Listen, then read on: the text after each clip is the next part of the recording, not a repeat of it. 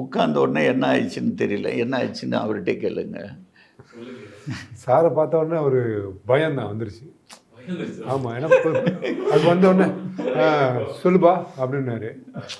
அப்போ நமக்கு வந்து ஒரு சின்ன இன்செக்யூரிட்டி ஆச்சு. என்னடா அது, சரி ஒரு புது டேரக்டர் வர்றாங்க, இவர் சார் சொல்லும்போது வெளியே சொல்லும்போது வேறு மாதிரி இருந்துச்சு அப்படின்னு ஒரு மாதிரி. அட நான் சீரியஸாக கேட்டேன். சொல்லுப்பா என்ன என்ன சொல்லு அப்படின்னு இவன் அதுக்கப்புறம் பார்த்தீங்கன்னா சம்மந்தம் இல்லாமல்.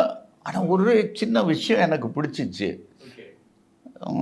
சரி நீ சொல்கிறதுக்கு கொஞ்சம் இதாக இருக்கா? ஆமாம் சார், எனக்கு சொல்கிறதுக்கு கொஞ்சம் இதாக இருக்குது அப்படின்னு.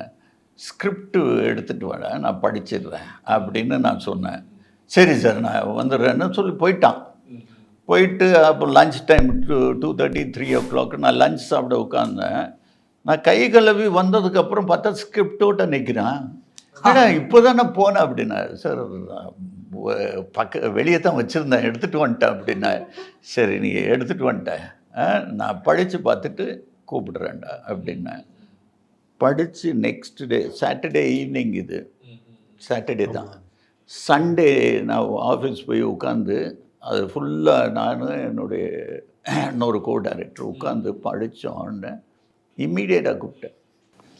நான் இது பண்ணுறேன். நல்ல வேலை படிச்சிங்க.